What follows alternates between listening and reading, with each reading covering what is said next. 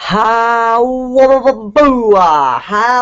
guys, and welcome back to another Doctor Who episode review. Now, I am sorry this one's late. I've been quite busy with my personal life, etc, etc. So I thought, why not now do a double episode review, because they've gone back to the old style, two-parters every week, and like every Doctor Who story this season is a two-parter. I'm going to start doing them in two-part reviews. So I'm going to be doing them in all one reviews. So obviously episodes 1 and 2 I did as separate videos, but from now on episodes 3 and 4 will be a joint video. Episodes 5 and 6, 7 and 8, 9 and 10, 11 and 12 will be all like one. It'll be an episode. Will be a review video each, and then obviously the Christmas special at Christmas will have its own little thing, as well as the Sherlock Christmas special, etc, etc. But obviously, because I've been filming a lot of Kimber videos, I'm also working on other stuff for KKD Productions, etc, and stuff. But yeah, this is Doctor Who Series 9, Episodes 3 and 4, so that's Under the Lake and Before the Flood review. So, well, Under the Lake, we start off, we've got this underwater base called the Drum. It looks awesome, it's a really cool name, and you've got these people on board, and then one of them sees this man in a reflection, and you're just like, what's going on here? Who's he? It's a ghost. Now obviously when we saw the Series 9 trailer, we all thought, it's President Lincoln. Turns out, it's actually an alien from the most invaded planet in the universe, and we have met a character from that planet before, and that was the in the episode with the Minotaur. Forgot what it's called. It'll come to me. But yeah, in the episode in season 6, I think it was, with the Minotaur. Yeah, well, same, it was still there. With the Minotaur and that.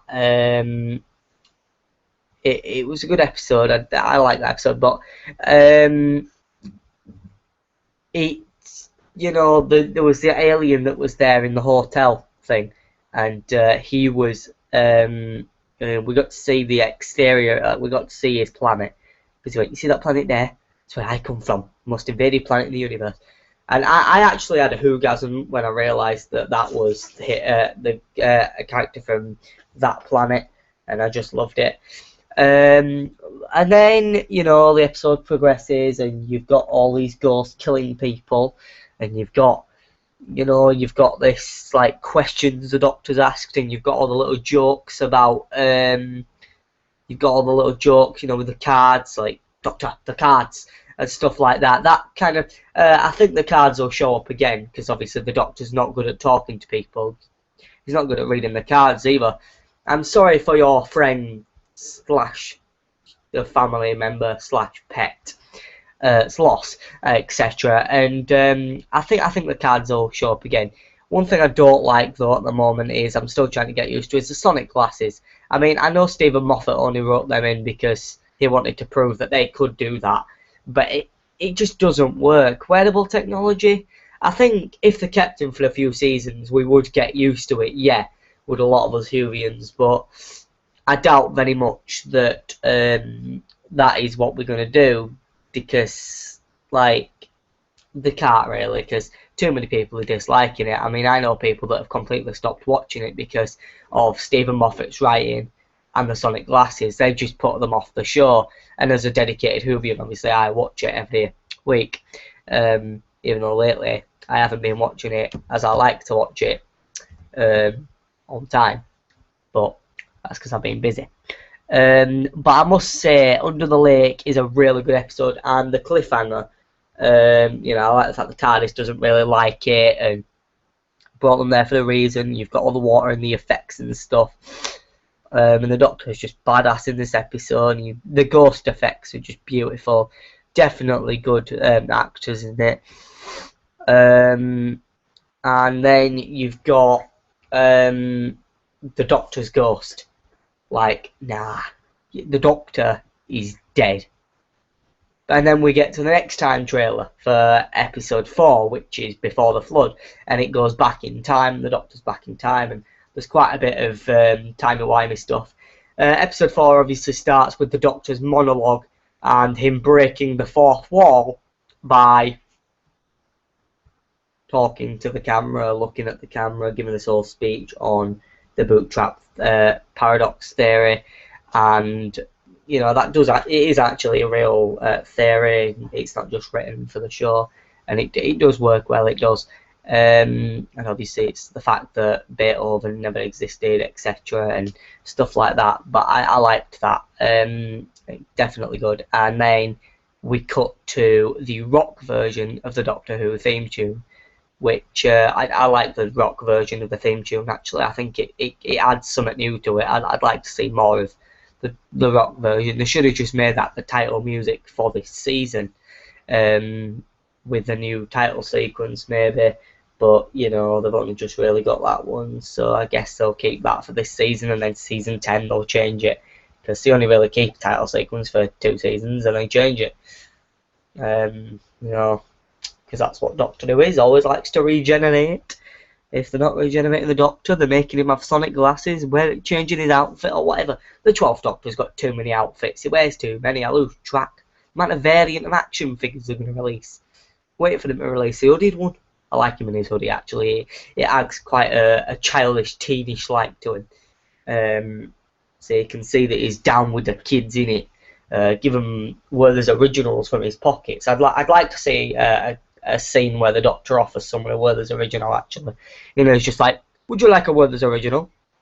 And that can sort of, you know, it'd probably be a little bit of a nod to, would you like a Jelly Baby? From the 4th Doctor, because they seem to be doing quite a lot of classic references in this season, which I have really liked, actually. I've loved those classic references. And then episode 4 obviously is set before the flood, you know, set before the drum became the drum, and before all this flood. But obviously the Doctor goes back to the TARDIS, and he FaceTimes Clara, and I like the fact they do that. And there's all this wibbly wobbly timey wimey stuff. And then you know, you've got this, you find out the backstory of why these ghosts are on there.